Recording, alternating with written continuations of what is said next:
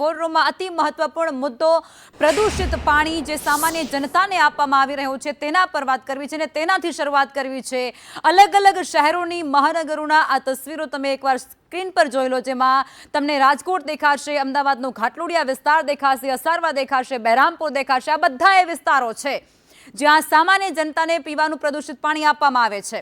ગુજરાતના બે મુખ્ય શહેરો અમદાવાદ અને રાજકોટ અત્યારે પીવાના પાણીના ગંભીર સંકટનો સામનો કરે છે। અમદાવાદના ઘાટલોડિયામાં આકાંક્ષા અને નવરત્ન જેવા ફ્લેટ્સની અંદર પાણીના નમૂના ફેલ જતા 500થી પણ વધુ નાગરિકો એ બીમારીમાં સપડાઈ ગયા છે। છતાં પણ જવાબદાર અધિકારીઓ હજુ સુધી જવાબદારીમાંથી બચી રહ્યા છે। અસારવામાં તો પ્રદૂષિત પાણીના ત્રાસથી કંટાળી અને લોકોએ ધારાસભ્યની ઓફિસ બહાર જ ધરણા કરવાની ફરજ પડી હતી અને બીજી તરફ રાજકોટ મહાપાલિકા દ્વારા વિતરણ થતા પાણીમાં જ બેક્ટેરિયા મળી આવતાની સાથે જ તંત્રની આખી પોલ ખુલી ગઈ છે। તંત્રએ પોતે સ્વીકાર કરવો પડ્યો છે કે 8214 નમૂનામાંથી 6 નમૂના એ પીવાલાયક હતા જ નહીં, જેમાં મેયરના વોર્ડનો પણ સમાવેશ થઈ જાય છે। છેલ્લા 2 મહિનામાં 2 વાર સેમ્પલ ફેલ થવા છતાં પણ તંત્ર માત્ર લાઈન ભંગાણના બહાના કાઢી રહ્યું છે। ટેક્સના નામે તોતિંગ રકમ આ સામાન્ય જનતા પાસેથી વસૂલતી પાલિકાઓ શું જનતાને ગટર જેવું પ્રદૂષિત પાણી જ પીવડાવ્યા રાખશે? અધિકારીઓની આ કુંભકર્ણ નિદ્રા હવે તોડવી પડશે, કારણ કે જનતાના સ્વાસ્થ્ય સાથેનો આ ખેલ એ વધુ સમય બિલકુલ નહીં સાંખી લેવાય।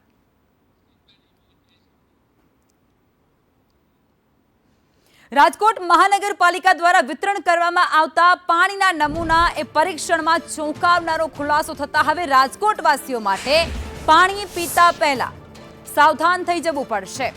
મનપાના વોટર વર્ક્સ વિભાગ દ્વારા શહેરના જુદા જુદા વિસ્તારોમાંથી પાણીના કુલ 8200થી પણ વધુ સેમ્પલ લેવામાં આવ્યા હતા અને જેમાંથી 6 સ્થળના નમૂના એ જોખમી બેક્ટેરિયાવાળા આવ્યા છે।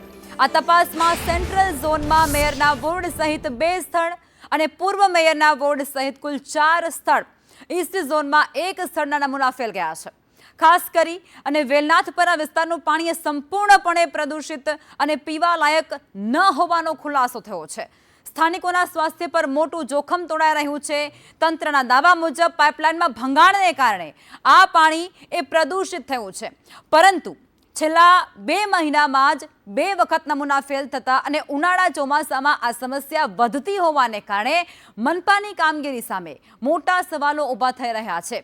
સ્થાનિક લોકો એ ખૂબ આક્રોશમાં જોવા મળી રહ્યા છે, કારણ કે કરોડોનો વેરો તે લોકો ભરી રહ્યા છે, અસંખ્ય રૂપિયા તેઓ સરકારને ચૂકવી રહ્યા છે, તે છતાં પીવાનું શુદ્ધ પાણી પણ તેમને નસીબ નથી થતું।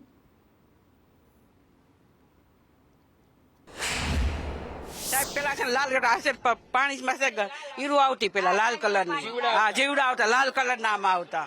તમારે એવું પાણી પીવું પડતું? હા પીવું પડે ને સાહેબ, એક દાળનું પાણી ખરાબ થઈ ગયું છે, એ કલરો આવે છે દાળના પાણીમાં, ઈ નથી સાફ કરતા। હા સાહેબ પાણી બહુ જ હાવ કદડા જેવું આવે ને લાલ જેવું આવે ને લાલ હીરું આવે છે। તંત્ર અહીંયા રાજકોટનું મહાનગરપાલિકા વિકાસના નામે વાતું કરે છે, પણ જે સારું પાણી પણ નથી આપી શકતું। અને આ જ મુદ્દે સંવાદદાતા દિવ્યેશ અમારી સાથે જોડાયા છે। આ દિવ્યેશ, રાજકોટના ઘણા ખરા એવા વિસ્તારો છે જેમાં પીવા લાયક શુદ્ધ પાણી જનતાને નથી પહોંચતું, કરોડોનો વેરો જનતા ભરે છે, સામાન્ય માણસ એ લાખો રૂપિયાનો વેરો ચૂકવે છે, તે છતાં તેમને શુદ્ધ પાણી નસીબ નથી થતું। આખરે જવાબદાર કોણ અને કાર્યવાહી શું કામ નથી થતી?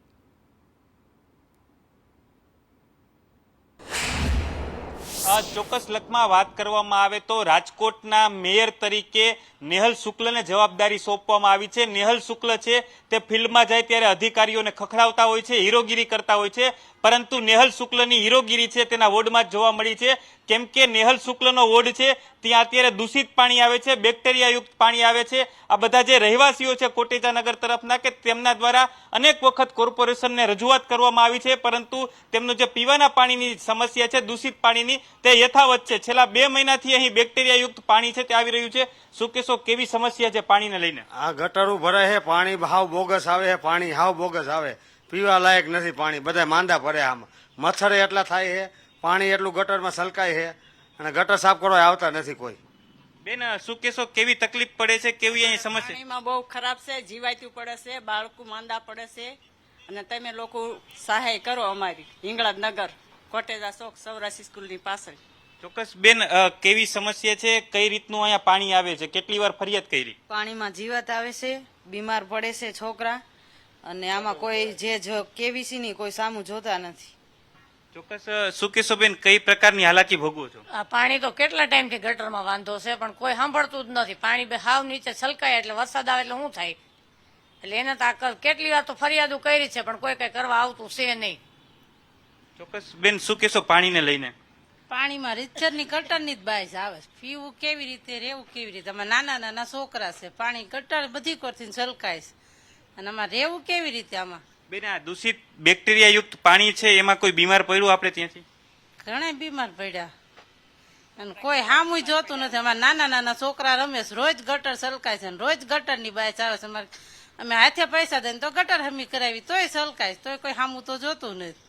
ચોક્કસ લખમાં આ સ્થાનિકો છે તેઓ કહી રહ્યા છે કે અમે કોર્પોરેશનને મસમેટો વેરો છે તે ચૂકવી છે, છેલ્લા 2 મહિનાથી રજૂઆત કરી છે, પરંતુ રાજકોટ મહાનગરપાલિકા છે તે દાવા કરે છે કે રાજકોટને સ્માર્ટ સિટી કરીશું, રાજકોટમાં 24 કલાક પીવાનું પાણી આપીશું, પરંતુ અત્યારે 20 મિનિટ જ પીવાનું પાણી છે તે મળે છે, તે પણ દૂષિત પાણી, બેક્ટેરિયા યુક્ત, કે આ પાણી પીવાથી ઘણા બધા અહીંના લોકો છે તે બીમાર પડ્યા છે. અનેક વખત કોર્પોરેશનમાં રજૂઆત કરવામાં આવી છે, પરંતુ કોઈ પણ તેનું ધ્યાન આપતું નથી. કોર્પોરેશન છે તેના દ્વારા જે રિપોર્ટ કરવામાં આવ્યા હતા તેમાં ખુલાસો થયો હતો કે રાજકોટના અલગ અલગ 4 વોર્ડ છે, જેમાં મેયરના વોર્ડનો પણ સમાવેશ થાય છે. આ 4 વોર્ડનું પાણી છે તે પીવા લાયક નથી, બેક્ટેરિયા યુક્ત પાણી છે, ને તે પીવાથી પેટના અનેક રોગો છે તે સર્જાય છે. લખમાં બિલકુલ દિવ્યેશ, આપ જોડાયા તે બદલ આપનો આભાર.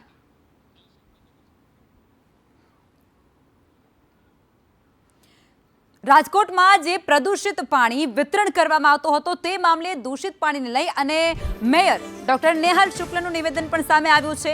આ મામલે સંબંધિત વિભાગને સૂચના આપી દેવાનું તેમના દ્વારા રટણ કરાયું છે. ફરિયાદવાળા જે વિસ્તારો છે જેમાં રિપેરિંગની કામગીરી હાથ ધરાશે, પણ ક્યારે થશે એ કોઈને નથી ખબર. પાણીની લાઈનોની તપાસ એ હાથ ધરવામાં આવશે, પણ ક્યારે તે પણ મોટો સવાલ છે.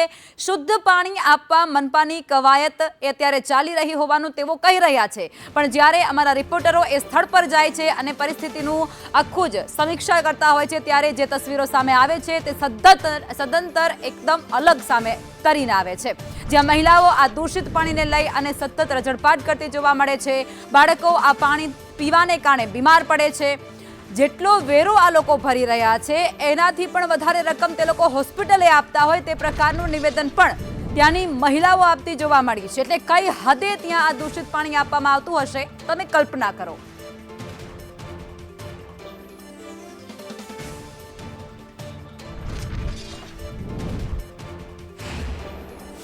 આ 6 જે અનફિટ છે એમાં વોર્ડ નંબર 7ના 2 છે, વોર્ડ નંબર 8ના 3 છે અને વોર્ડ નંબર 4નો 1 છે. આ 3 વોર્ડમાં જે ડેટા લીધા છે એમાં બેક્ટેરિયાનું પ્રમાણ જરૂર કરતાં વધારે જોવા મળ્યું છે, અને એના ઉપર તાત્કાલિક કાર્યવાહી કરીને અત્યારે તો બધું નોર્મલાઇઝ થઈ ગયું છે, પરંતુ સઘન જે કંઈ એમાં પાણી મિક્સ થાય છે કે કેના લીધે થયું છે એનો રિપોર્ટ કોર્પોરેશનના જે સંબંધિત અધિકારી છે એની પાસે માંગ્યો છે, અને એના આધારે એનાલિસિસ કરશું.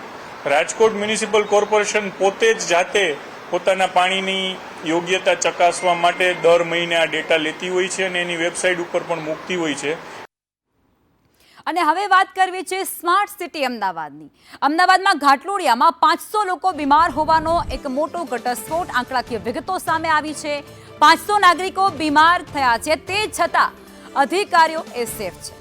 આકાંક્ષા, નવરત્ન સહિત 3 ફ્લેટના પાણીના સેમ્પલ એ ફેલ ગયા છે. પાણી પીવા લાયક નથી.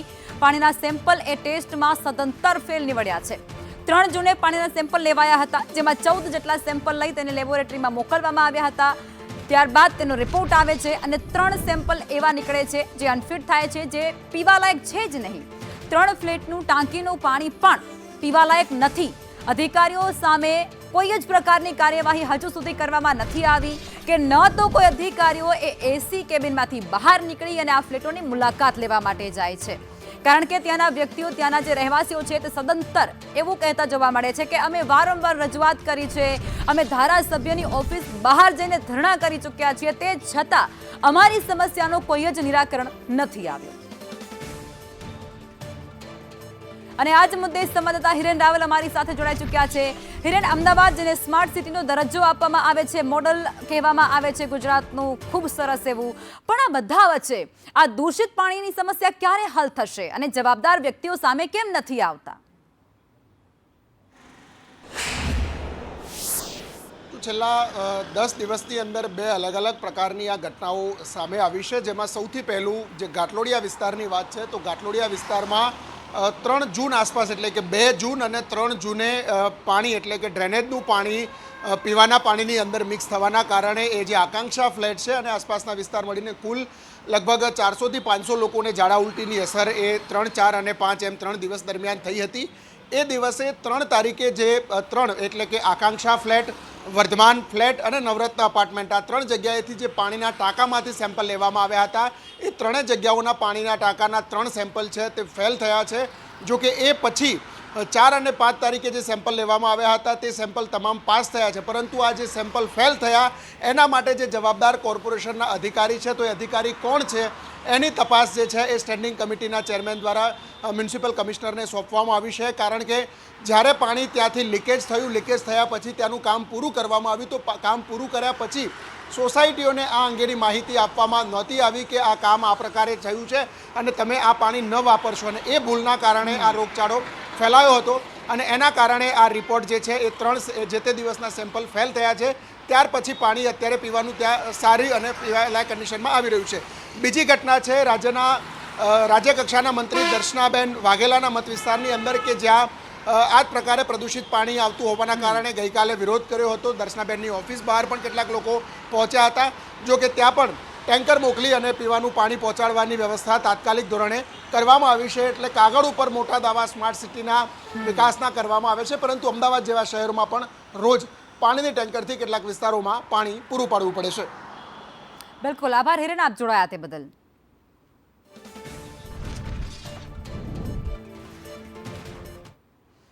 અમદાવાદમાં સીએમના મતવિસ્તાર ઘાટલોડિયા બાદ અસારવામાં પણ કંઈક આવી જ સ્થિતિનું નિર્માણ થયું છે.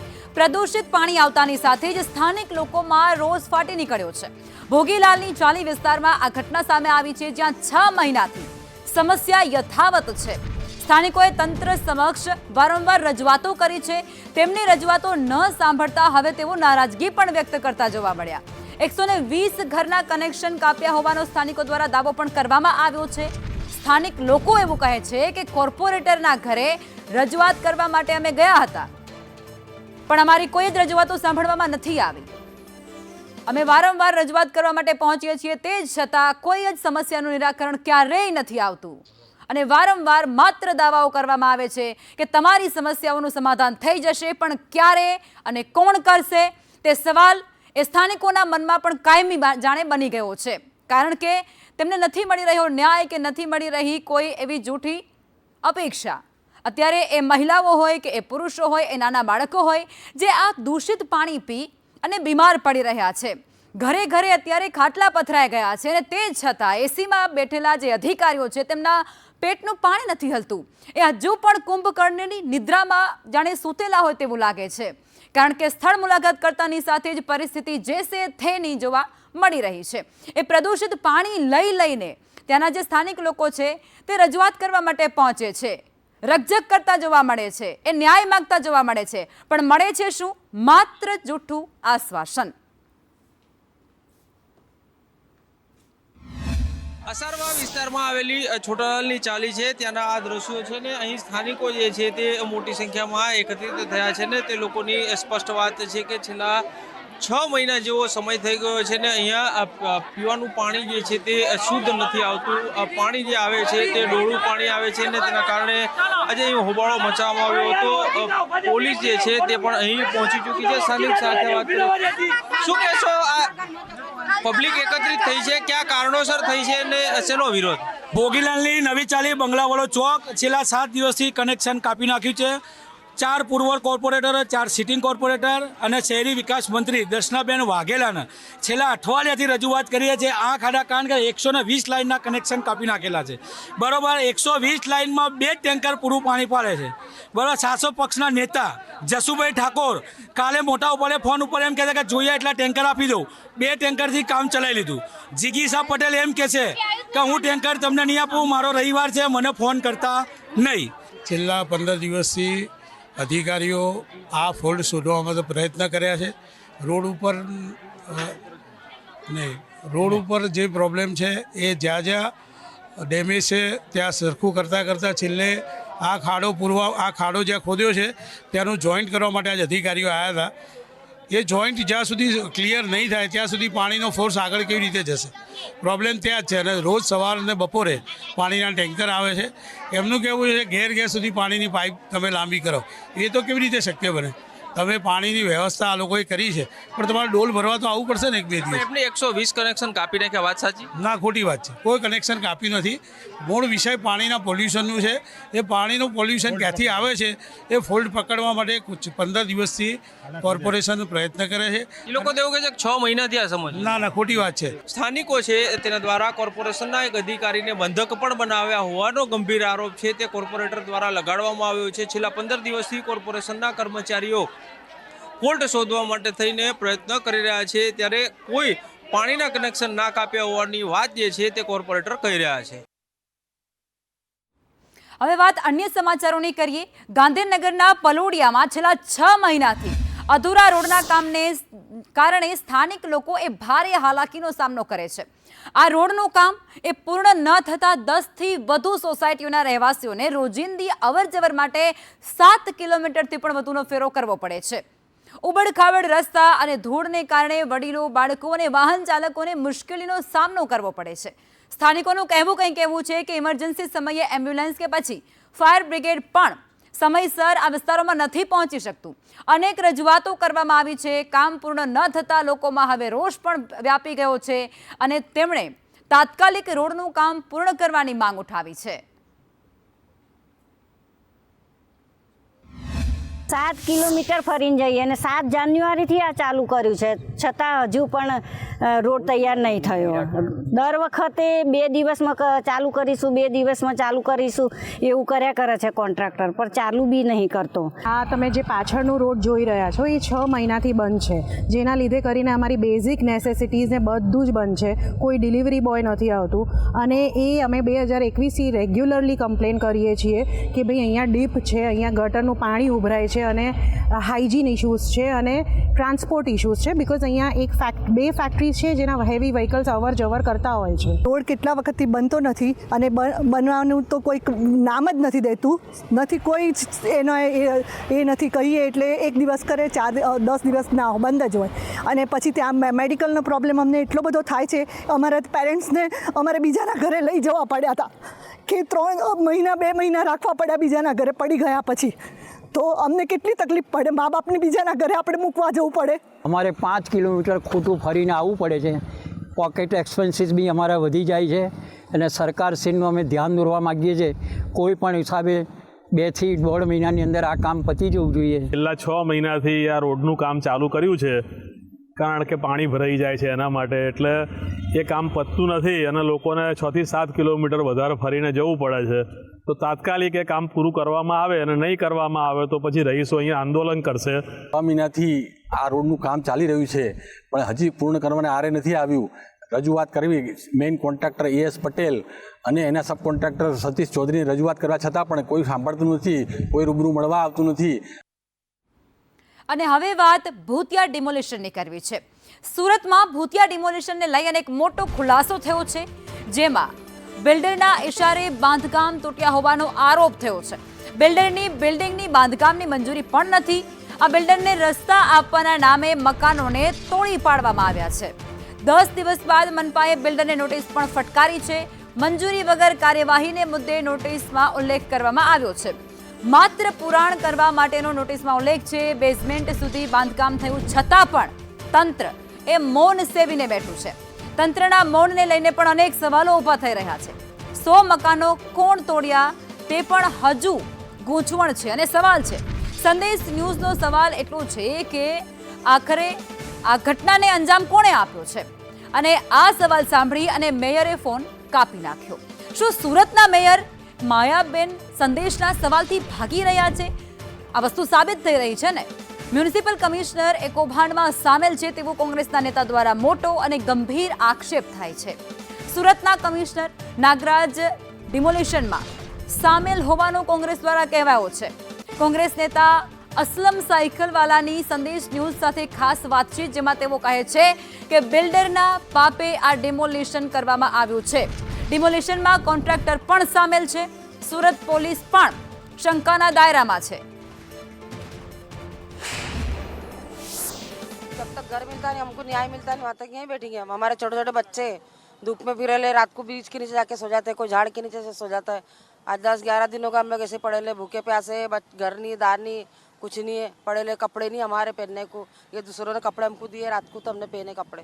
बस घर के बदले घर चाहिए, और जो तोड़ा है तो हमारे को बस घर के बदले घर चाहिए. हमारे बच्चे सब फुट पायरी पे ही रह रहे हैं, सब इधर उधर ही रह रहे हैं. कोई की मदद आ रही है अल्लाह के बंदे तो वो हम खा रहे हैं. कोई हमारे को मदद आई है न हमारे लिए कोई ने कुछ करा है. अभी तक हम ऐसे ही सब बैठे गया, 10-11 दिन हो गए, लेकिन कोई सुनवाई नहीं हो रही है हमारी. जब तक हमको घर नहीं मिलेगा वहाँ तक तो बैठेंगे ही ना हम. हमारे को घर मिलना चाहिए ना भाई. हमारे पास तो हम हाथ मजदूरी करने वाले इंसान हैं, हम कहाँ से घर भाड़े भरेंगे? हमारे बच्चे, 2 बच्चे हैं, एक आदमी है, आदमी बीमार रहता है, आदमी तो कुछ कमाता नहीं है, खाली छोकरे हैं 2 करने वाले. तो घर भाड़ा भरेंगे कि घर खर्चा चलाएंगे कि क्या करेंगे? एक छोकरा कमाने वाला है, आदमी की तबीयत खराब है, मेरी तबीयत खराब है, खाना तो मिल जाता है लेकिन फिर हमारी दवा पानी ये सब क्या करेंगे? बच्चे काम धंधे पे नहीं है. देखो मेरे घर में मेरा तो आदमी गुजर गया है, जो कुछ मेरे देवर के ऊपर गुजारा होता था, और मेरे को भी टीबी की बीमारी है. मेरे को कुछ सामने से रजा मिल चुकी है 1 महीने की. इस तरह टीबी का बीमार मरीज इस तरह रोड पे रहना चाहेगा? જ્યારે મારું ઘર તૂટતું હતું, જ્યારે રામજીવાલા અહીંયા ઊભા હતા, ઉપસ્થિત હતા, એમને ત્યાં મેં કીધું કે સાહેબ તમે મોટા માણસ છો, મારું ઘર એટલું, મારા દરવાજા નાના ચાલના છે અને એના અંદર મારું સામાન ઘણું વધારે છે, તમે મને ટાઈમ આપો. તો મને કહે છે કે હવે કંઈ ટાઈમ હોય એમ નહીં, આટલા વર્ષો તમે રહી લીધા, હવે શું ટાઈમ આપો, જલ્દી ખાલી કરો. હવે કેવી પ્રશાસન કેવી લંગો નાચ કરી રહ્યા છે, કેમ આના ઉપર એક્શન નથી થયું, કેમ મ્યુનિસિપાલિટી ખામોશ બેસેલી છે. હવે પહેલો તો એ વાત છે કે લોકો પહેલાં એ ના પાડતા હતા, હવે એ લોકો અમે એવિડન્સ આપ્યા છતાં એ લોકો પર એક્શન કેમ નથી થયું? અત્યારે જે બાંધકામ થયું છે ને હાઈરેજ બિલ્ડિંગોના કામ 70% જેવા થયા છે, એ લગભગ 1268 એ છે ને મારી જાણ મુજબ જે બેઝમેન્ટનું કામ થયું છે ને પહેલો સ્લેબ નાખી રહ્યા છે એ સર્વે નંબર 1267 છે, જેની કોઈપણ પ્રકારની મંજૂરી પ્લાન મંજૂર માટે કરવામાં આવેલ નથી. કોઈ પ્લાન મંજૂર નથી, એની બાંધકામની રજા ચિઠ્ઠી નથી. પરંતુ આ બિલ્ડર ભારતીય જનતા પાર્ટીનો ધનદાની બિલ્ડર છે, એટલે એને સુરત મહાનગરપાલિકાના કોઈ કાયદા લાગતા નથી. શું નામ છે બિલ્ડર? એ બિલ્ડરનું કોઈ શૈલેષ અને સંજય નામના કોઈ બિલ્ડર છે. એમને 36નું ધાવણનું પીધું હોય તો આવે ને આ ગેરકાયદેસર બાંધકામને ડિમોલિશન કરે તો મને પણ લાગે ને તમને પણ લાગે કે ના એની ફરજ બજાવતો થઈ ગયો છે. કારણ કે એમને પગાર સુરત મહાનગરપાલિકાના પ્રજાના પરસેવાથી તિજોરીમાંથી નથી મળતો. આ બિલ્ડર જે ભ્રષ્ટાચાર રૂપિયા આપે છે એનાથી લોકોનું ઘર ગુજરાન ચાલે છે. એટલે મુખ પ્રેક્ષક બનીને તમાશો જોઈ રહ્યા છે. સોપારી ફોડ એમાં સૌથી મોટો રોલ કોઈનો છે તો એસઓજીના ડીસીપી રાજદીપસિંહ નકુમ, એનો આખો સ્ટાફ, પીઆઈઓ સહિતનો જે હાજર હતો, પીએસઆઈ સહિતનો હાજર હતો, સેન્ટ્રલ ઝોનના કાર્યપાલક ઇજનેર જયાંગ જીવનરામજીવાલા અને બીજો કાર્યપાલક ઇજનેર સુજલ પ્રજાપતિ. અને આ સુરતમાં નાસિરનગર ડિમોલિશન મામલે હવે એક નવો વળાંક પણ સામે આવ્યો છે, જેમાં કાર્યપાલક ઇજનેર પોતે રજા પર ઉતરી ગયા છે. જ્યાં જીવન રામજીવાલા એ અચાનક રજા પર ઉતર્યા છે. ડિમોલિશન મામલે તેઓ ઘેરાયા હતા, અનેક સવાલોનો તેમને સામનો કરવો પડ્યો હતો. આરોપોથી બચવા માટે તેઓ રજા પર ઉતરી ગયા હોવાના આક્ષેપ અત્યારે થઈ રહ્યા છે. સેન્ટ્રલ ઝોનની કામગીરી પર પણ અત્યારે મોટા સવાલો ઊભા થયા છે. હું નહીં બોલું, હું તમને એ જ કહું છું કે તમે નીચે ચેટ, હું નહીં બોલું, હું નહીં બોલું, હું નહીં બોલું, હું તમને એ જ કહું છું કે તમે નીચે ચેટ, હું નહીં બોલું, હું નહીં બોલું, હું નહીં બોલું, હું તમને એ જ કહું છું કે તમે નીચે ચેટ, હું નહીં બોલું, હું નહીં બોલું, હું નહીં બોલું, હું તમને એ જ કહું છું કે તમે નીચે ચેટ. કતારગામના દરવાજા પાસે આવેલ નાસિરનગરનું ડિમોલિશન મામલે સેન્ટ્રલ ઝોનના કાર્યપાલક ઇન્જિનિયર જે જ્યાં રામજીવાલા છે તેઓ રજા પર ઉતરી ગયા હોવાની વાત સામે આવી રહી છે. હાલ આપણે સંદેશ ન્યૂઝની ટીમ સેન્ટ્રલ ઝોન ઓફિસે પહોંચી છે.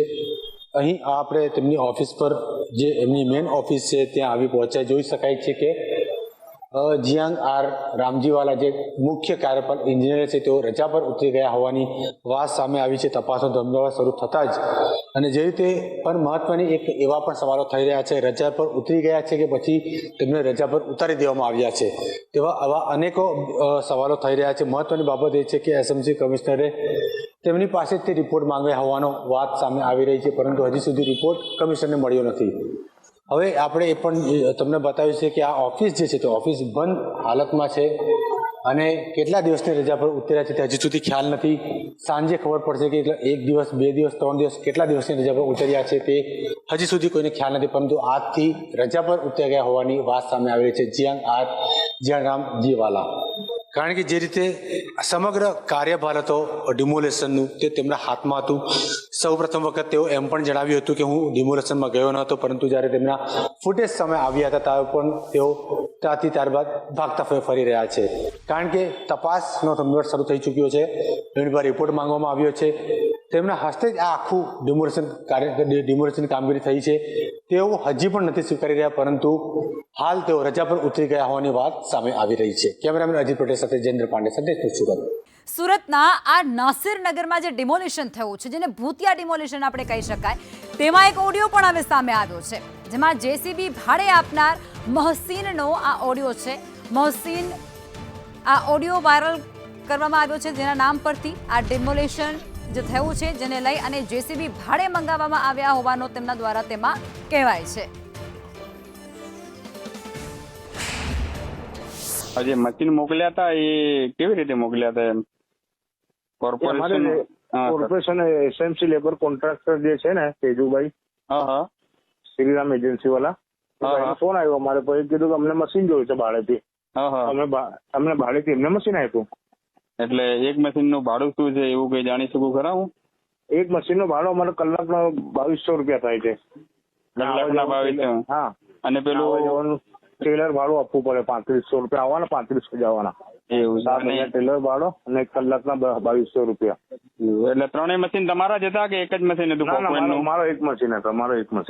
તમારો એક જ મશીન હતો એમ ને? હા. તો ત્યાં તમારું મશીન કેટલા દિવસ ચાલ્યું? એક જ દિવસ ચાલ્યું. એક જ દિવસ ચાલ્યું એમ ને? હા. અને ત્યાં આપણે કોર્પોરેશન તરફથી તમને કઈ એમ જે હતું તે તમને કોઈ આમંત્રણ હતું એજન્સી ને કે પછી તમે તેજુભાઈ થકું જ હતું? ના, અમે તો ડિમોલેશન માટેનું અમારે એસએમસી કઈ લેવા થયું નથી. અમે તેજુભાઈ હસ્તકે મોકલેલું. એટલે તેજુભાઈ હસ્તક એટલે મેન તેજુભાઈ ની ફોર્મ કઈ? શ્રીરામ એજન્સી. શ્રીરામ એજન્સી એમ ને? હા. એટલે આ એજન્સી ડિમોલેશન નું જ કામ કરે છે કે બીજું અન્ય કઈ કરે? હા, ડિમોલેશન નું કામ છે એમનું. અને આ નાસિરનગર ડિમોલિશન મામલે એક નવો ખુલાસો, જેમાં જેસીબી માલિક એ સંદેશ ન્યૂઝની સામે આવ્યા. જેસીબી માલિક મોહસીનનું આ નિવેદન છે, જેઓ કહે છે કે શ્રીરામ એજન્સીના માલિકે આ મશીન મંગાવ્યા હતા. તેજુભાઈ રાજપૂતે ડિમોલિશન માટે આ મશીનો મંગાવ્યા હતા. શ્રીરામ એજન્સી મનપા માટે કામ કરે છે. નાસિરનગરની અંદર જે ડિમોલેશન થયું હતું, ફોકલેન્ડ મશીન અને જેસીબી જેનો ઉપયોગ થયો હતો, તેના માલિક આપણી સાથે મોહસીનભાઈ, તેમની સાથે વાત કરીશું. આખરે તેમને ઓર્ડર કોણ આપ્યો હતો, કઈ રીતના આખી પ્રોસેસ થઈ હતી? મોહસીનભાઈ, કેટલા આપના મશીન હતા અને કઈ રીતના આખું આ બાંધકામ તોડવાનો ઓર્ડર આપવામાં આવ્યો હતો? અમને તો કોઈ ખબર નહીં હતી સાહેબ. અમારે તો કોન્ટ્રાક્ટરનો એસએમસી લેબર કોન્ટ્રાક્ટરનો ફોન આવ્યો કે તમારો મશીન ખાલી છે. એમ કે હા ખાલી છે. એટલે અમારે ત્યાં ડિમોલેશન કરવાનું છે, 1 દિવસ માટે મોકલી દો. મેં કીધું કે ભાઈ આવવા જવાનું 3500 રૂપિયા ભાડા જાય અને 2200 થી 2500 રૂપિયા મને કે ભાઈ કલાકના પૈસા થાય. એમ કરીને વાત કરીને મેં મોકલેલું એમને ત્યાં. તો તમને કોનો ફોન આવ્યો હતો આ બાબતે? મારે તેજુભાઈનો ફોન આવ્યો હતો. શું કીધું આપને? મેં કીધું કે ભાઈ ત્યાં મને મશીનની જરૂર છે, મશીન મોકલો. તો મેં મોકલી દીધું. કેટલા મશીન હતા આપના? મારા એક જ મશીન હતું. ઓકે, આ તેજુભાઈ કોણ છે, શું કામ કરે છે? તેજુભાઈ એસએમસી લેબર કોન્ટ્રાક્ટર છે. એમની ફોર્મનું નામ છે શ્રીરામ એજન્સી. ઓકે, તો એ શું કામ કરે? ત્યાં ગાડી એસએમસીમાં જ કામ કરે છે? એસએમસીમાં જે કામ ડિમોલિશન કરે છે, જર્જરી મકાન જે તૂટે ને એ ડિમોલિશન કરે છે. અને સાફ સફાઈ માટે કે ભાઈ ડામરનું કોઈ કામ હોય તો પણ એસએમસીનું કોઈ પણ એને લેબરનું કામ હોય તો લેબર મોકલે ત્યાં. તો એસએમસીમાંથી કોણ ઓર્ડર આપે છે એમને? એસએમસીમાં સેન્ટ્રલ ઝોનમાં જે સાહેબ હોય, જે કમિશનર સાહેબ હોય, એમને ઠરાવ મંજૂર થાય એમને વર્ક ઓર્ડર મળે તો જે સાહેબ લોકો જ બોલાવે ને સાહેબ. એટલે ડાયરેક્ટ ઝોનલ હોય કે એસએમસી ઝોનલ હોય કે જે પણ જ્યાં વહીવટિયાર હોય એ બોલાવે. તો આ વખતે કોણ ઓર્ડર આપ્યો હતો એ તો આપણને નહીં ખબર સાહેબ. સુરતના નાસિરનગરમાં થયેલા કથિત ભૂતિયા ડિમોલિશનનો મામલો હવે વધુ ગરમાઈ ગયો છે અને જેમાં સ્થાનિક ધારાસભ્ય વિનુ મોરડિયાએ સુરત મહાપાલિકાના અધિકારીઓ સામે ગંભીર આરોપો કરતું એક નિવેદન આપ્યું છે.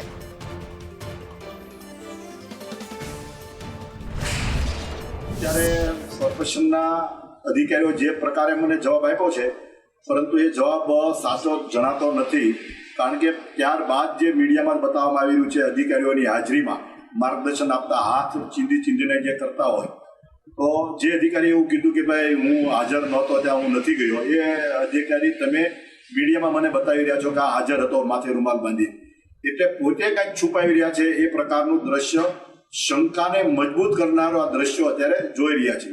પણ આગળ કંઈક ને કંઈક આની તપાસ થઈ અને જે લોકોએ આ કૃત્ય કર્યું છે ગેરરીતિ કરી છે તો એની સામે કાર્યવાહી સરકાર કરશે. સુરતનો આ ભૂતિયા ડિમોલિશનનો જે મામલો છે એ ખૂબ ગરમાઈ ગયો છે. સ્થાનિકોમાં ભારે આક્રોશ છે. ત્યારે સ્થાનિકો અને કોંગ્રેસ એ મનપા કચેરી બહાર ધરણા પર બેસી ગયા છે. મનપા ગેટ પર બેસી તેઓ વિરોધ નોંધાવતા જોવા મળ્યા. અધિકારી સામે કાર્યવાહી કરવામાં આવે તેવી ઉગ્ર માંગણી કરતા જોવા મળ્યા અને વિરોધને પગલે પોલીસ બંદોબસ્ત પણ ત્યાં ગોઠવી દેવામાં આવ્યો છે. નાસિરનગરની અંદર જે ભૂતિયા ડિમોલેશન થયું હતું અને 110થી વધારે ઘરોને તોડી પાડવામાં આવ્યા હતા અસરગ્રસ્તો છે તે અત્યારે સુરત મહાનગરપાલિકાના ગેટની બહાર વિરોધ પ્રદર્શન કરી રહ્યા છે. અત્યારે ધરણા પ્રદર્શન કરી રહ્યા છે. જોઈ શકાય છે તમામ અસરગ્રસ્તો છે તે અત્યારે આ પ્રમાણે બેસી ગયા છે અને વિરોધ કરી રહ્યા છે. શું કહેશો બેન, કઈ રીતના ન્યાયની માંગ?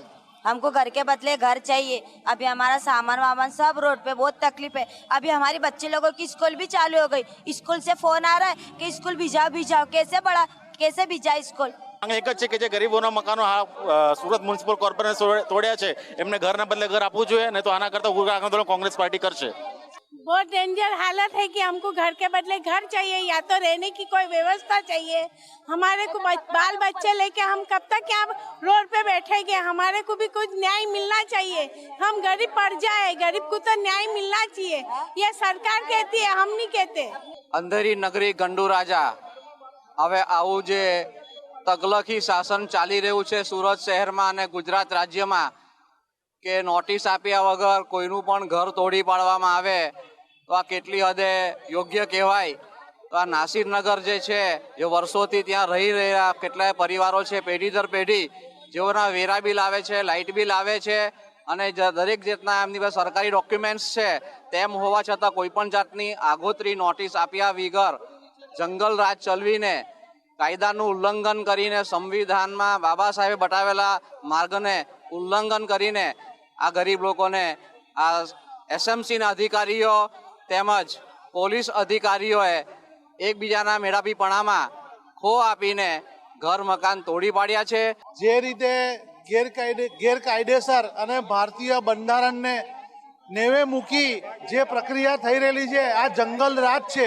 અને ગુજરાતની અંદર સૌથી મોટો જંગલ રાજ સુરતથી શરૂ થાય છે અને આ જંગલ રાજની અંદર ભારતના બંધારણ કે કોઈ પણ નિયમ કાયદાને નથી માનનારા લોકો આજે ગરીબ જે આખી જિંદગીની મહેનત પસીનાથી બનાવેલા ઘરને તોડી એ લોકોની જે મિલ સામાન દાગીના ચોરી અને ઘર તોડી ગયા છે તેની સામે કોઈ પણ જાતની ફરિયાદ નથી લેતા, કાર્યવાહી નથી કરતા. તેના અગેન્સ્ટમાં આજે અમે સુરત મ્યુનિસિપલ કોર્પોરેશન કમિશનર સાહેબને મળવા આવ્યા છીએ. કેમેરા પર્સન ભૂષણ ચૌધરી સાથે મનીષ પરમાર, સંદેશ ન્યૂઝ, સુરત.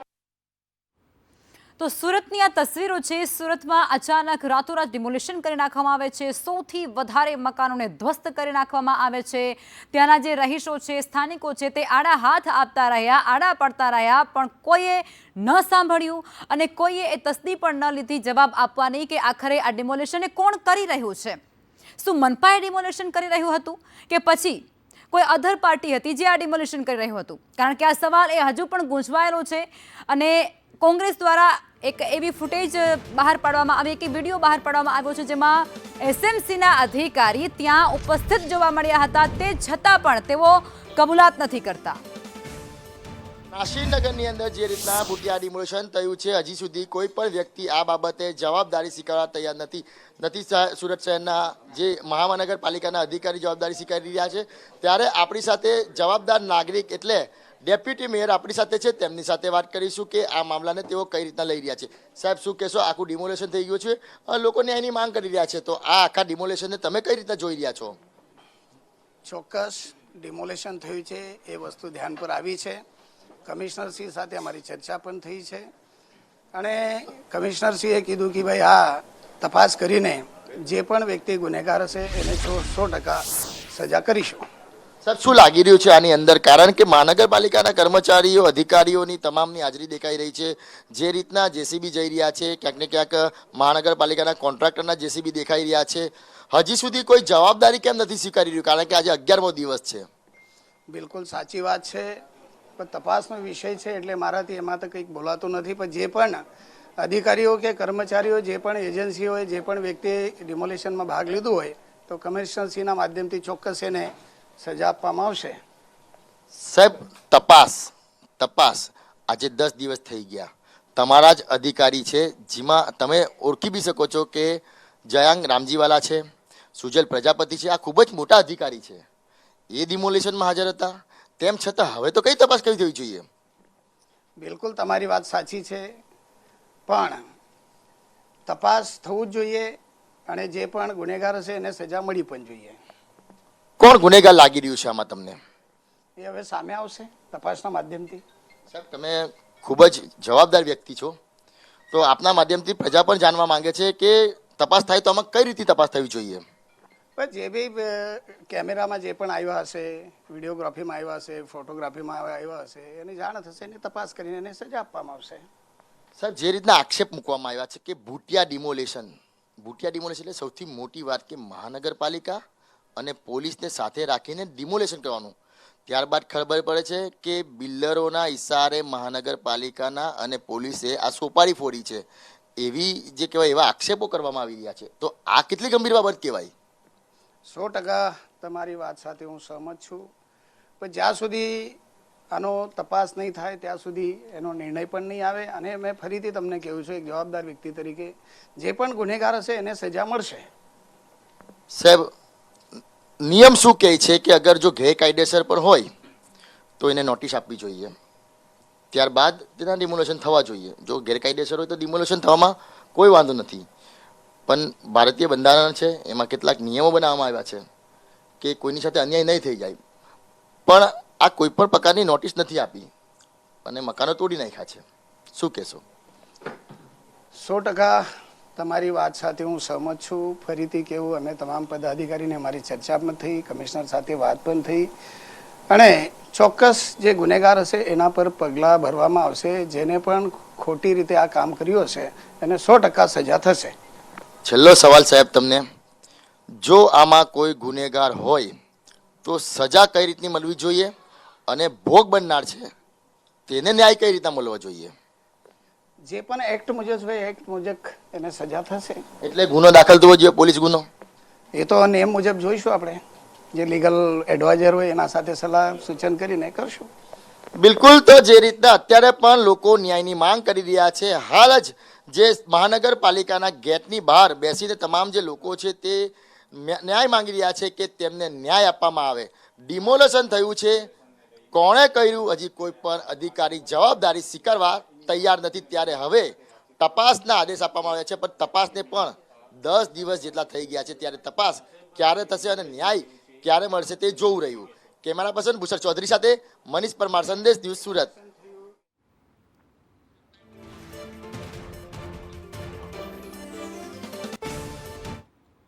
મોરબી તાલુકાના જેતપર ગામે પણ વિરોધ ચાલી રહ્યો છે. વીજપોલ કંપનીની કામગીરી સામે અત્યારે વિરોધ છે, જેમાં ખેડૂતો અને પોલીસ વચ્ચે ઘર્ષણ પણ સર્જાયું છે.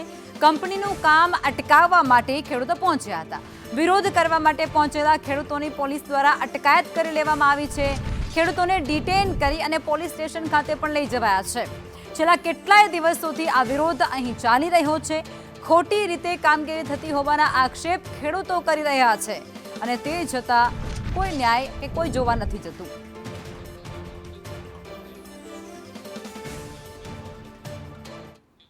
અને આ જ મુદ્દે સંવાદદાતા જગદીશ અમારી સાથે જોડાઈ ચૂક્યા છે। જગદીશ, ખેડૂતો અને પોલીસ વચ્ચે ઘર્ષણ થાય છે કારણ કે ખેડૂતો એવું કહી રહ્યા છે કે આ કામગીરી એ ન્યાયિક ધોરણ નીતિ પ્રમાણે નથી થઈ રહી, એટલે આખો મામલો શું છે, ખેડૂતોનો મુદ્દો શું છે, પ્રશ્ન શું છે?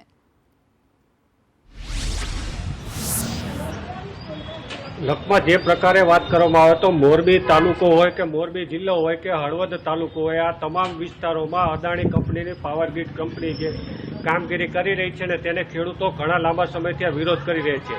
ખેડૂતો એક જ માંગ કરી રહ્યા છે કે યોગ્ય વળતર આપવામાં આવે, પરંતુ કંપની દ્વારા યોગ્ય વળતર ચૂકવવામાં નથી આવતું, તેને લઈ અલગ અલગ આંદોલનો પણ થાય છે। સાથે જ ખેડૂતો જ્યારે ખેતરમાં પહોંચે છે ત્યારે પોલીસ દ્વારા તેને ડરાવવામાં આવે છે, ધમકાવવામાં આવે છે, આવા પણ દ્રશ્યો સામે આવે છે। આજની વાત કરીએ તો આજે મોરબી તાલુકાના જેતપર ગામ છે, જેતપર ગામે મોટી સંખ્યામાં ખેડૂતો, મહિલાઓ અને પુરુષો પહોંચ્યા હતા। મહત્વની વાત એ છે કે છેલ્લા 3-4 દિવસથી જેતપર ગામે ખેડૂતો વીજ પોલને વળતર લઈને આંદોલન કરી રહ્યા છે। ગતકાલે ખેડૂત નેતા પાલભાઈ આંબલિયા પહોંચ્યા હતા। પાલભાઈ આંબલિયા દ્વારા પણ રજૂઆત કરવામાં આવી હતી, પરંતુ સાંજ સુધી મામલો થાળે ન પડ્યો તો આજે ફરી એક વખત પોલીસ પ્રોટેક્શન સાથે અદાણી કંપની પહોંચી હતી, પાવર ગ્રીડ કંપનીના માણસો પોલીસ પ્રોટેક્શન પહોંચ્યા હતા। મહત્વની વાત એ છે કે તડકો થાય એટલે કે ધોંધકતા તાપમાં જે અદાણી કંપનીના માણસો પહોંચે છે, ખેડૂતો ખરા તડકામાં ખેતરમાં જાય છે, ખેડૂતો જાય અને તેને ટીંગાટોળી કરી અને ડિટેન કરી અને બહાર કાઢવામાં આવે છે અને ત્યારબાદ અલગ અલગ જગ્યાએ ડિટેન કરવામાં આવે છે। આજે જેતપર ગામે જે ડિટેન કરવામાં આવ્યો છે તેમાં લગભગ 2 બસો ભરી અને ખેડૂતોને ડિટેન કરવામાં આવ્યો છે, માળિયા પોલીસ મથકે લઈ જવામાં આવે છે। માળિયા પોલીસ મથકે લઈ જતા પહેલા એક મહિલા છે તે પ્રતિકૂળ ધરણા પર બેઠા હતા ખેડૂતો, ત્યારે એક મહિલા બેભાન થવાની પણ ઘટના સામે આવી હતી। આ મહિલાને જેતપર સરકારી હોસ્પિટલ લઈ ગયા હતા અને ત્યારબાદ વધુ સારવાર માટે મોરબી સારવાર અર્થે ખસેડવાની પણ માહિતી મળી રહી છે। મહત્વની વાત એ છે કે જે ખેડૂતોને ડિટેન કરવામાં આવે છે, 2 બસો ભરીને તેને માળિયા પોલીસ મથકે લઈ જવામાં આવ્યા હતા। માળિયા પોલીસ મથકે લઈ ગયા બાદ વિરોધ અત્યારે ખૂબ ઉગ્ર બની રહ્યો છે, ન્યાયની માંગ તે લોકો કરી રહ્યા છે। હવે જોવાનું એ રહેશે કે કઈ પ્રકારની કાર્યવાહી અહીં કરવામાં આવે છે। આપ જોડાયા તે બદલ આપનો આભાર। અને હવે રાજ્યના ખેડૂતો માટે એક મોટા સમાચાર સામે આવ્યા છે, જે પણ તમને હું જણાવી દઉં। સીએમનો રાજ્યના ખેડૂતો માટે એક મહત્વનો નિર્ણય, જેમાં 11 જૂનથી ખેડૂતોને સિંચાઈ માટે નર્મદાનું પાણી આપવામાં આવશે। નર્મદા કમાન્ડ વિસ્તારમાં આવતા ખેડૂતોને તેનો સીધો લાભ મળવાનો છે। ખેડૂતોને નર્મદાનું પાણી સિંચાઈ માટે આપવા માટે સીએમ દ્વારા મોટો નિર્ણય કરી લેવામાં આવ્યો છે, જેમાં એમએલએ અને એમપીને રજૂઆતોના પગલે આ સૂચના સીએમ દ્વારા આપવામાં આવી છે।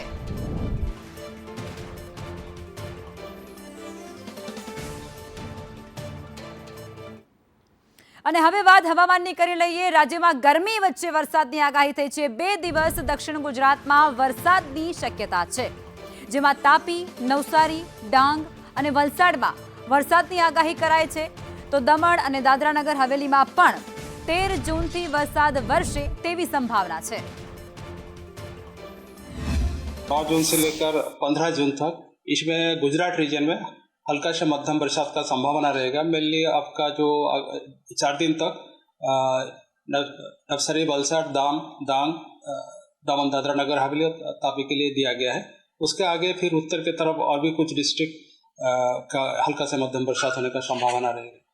और जो सौराष्ट्र कच्छ के लिए डे 5 मतलब 13 जून से हल्का से मध्यम बरसात का संभावना रहेगा इक्का दुक्का स्थानों में।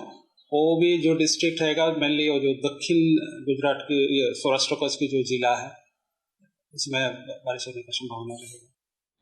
વરસાદને લઈ આઈએમડીની આગાહી પણ સામે આવી છે। ચોમાસું એ દેશભરમાં આગળ વધી રહ્યું છે। ચોમાસું સિક્કિમ અને ઉત્તર બંગાળ પહોંચી ગયું છે।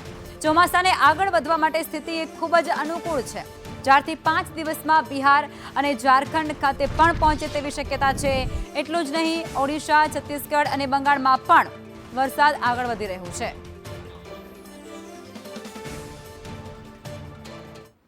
અને આજ મુદ્દે સહયોગી કૃષ્ણા અમારી સાથે ન્યૂઝરૂમથી જોડાઈ ચૂક્યા છે। કૃષ્ણા, વરસાદ એ સતત આગળ વધી રહ્યો છે, સિસ્ટમ એ હજી સક્રિય છે, તો કયા કયા વિસ્તારોમાં વરસાદ રહેશે અને કયા કયા રાજ્યોને આવરી લેવાનું છે કેટલા દિવસોમાં? લખમાં 4 જૂને ચોમાસું કેરળમાં પ્રવેશ્યું હતું અને હવે ધીમે ધીમે આગળ વધી રહ્યું છે. ત્યારે દક્ષિણ ભારતના રાજ્યોમાં ખાસ કરીને આંધ્રપ્રદેશ અને કર્ણાટકના કેટલાક વિસ્તારોને આવરી લીધા છે. જો કે બધા જ વિસ્તારોમાં આખા રાજ્યને આવરી લીધું હોય અત્યારે એવું નથી, પરંતુ આ આખો મેપ છે સાઉથ વેસ્ટ મોન્સૂન કેવી રીતે આગળ વધી રહ્યું છે એમાં આપણે જોઈ શકીએ છીએ કે આ અત્યારે આપણે ગુજરાતની વાત કરીએ તો 15મી જૂને ગુજરાતના દક્ષિણ ગુજરાતના ભાગોમાં ચોમાસું પ્રવેશશે અને ત્યારબાદ 20 જૂને એ સૌરાષ્ટ્ર અને મધ્ય ગુજરાતના ભાગોમાં પ્રવેશશે અને ત્યારબાદ 25 જૂન સુધીમાં એ આખા ગુજરાતને આવરી લેશે. આ અત્યારે હાલ જે પ્રકારે હવામાન વિભાગ તરફથી આગાહી કરવામાં આવી છે અને વિગતો આપવામાં આવી છે એટલે કે 25 જૂનની આસપાસ આખા ગુજરાતને આવરી લે એવી સંભાવના છે. પરંતુ અત્યારે એટલે કે 8 જૂનની વાત કરીએ, 9 જૂનની વાત કરીએ તો હાલ આ તમે જે જોઈ રહ્યા છો કે 8 જૂને અત્યારે આ જેટલા પાર્ટ્સ તમે ડાર્કમાં જોઈ રહ્યા છો એમાં આ મહારાષ્ટ્ર એટલે કે દક્ષિણ મહારાષ્ટ્રનો પાર્ટ છે. આ ઉપરાંત આ કર્ણાટક, આખું કર્ણાટકને આવરી લીધું છે અને આ ઉપરાંત આંધ્રપ્રદેશના કેટલાક ભાગોમાં અત્યારે ચોમાસું આવી ગયું છે. આ જે ચોમાસું અરબી સમુદ્રમાંથી આવ્યું છે અને બંગાળની ખાડીની જે સિસ્ટમ છે એના કારણે આ નોર્થ ઇસ્ટના જે ડાર્કર પાર્ટ તમે મેઘાલય, મિઝોરમ સહિતના જોઈ રહ્યા છો એમાં ચોમાસું પ્રવેશી ગયું છે. લખમાં બિલકુલ આભાર કૃષ્ણ, આપ જોડાયા તે બદલ.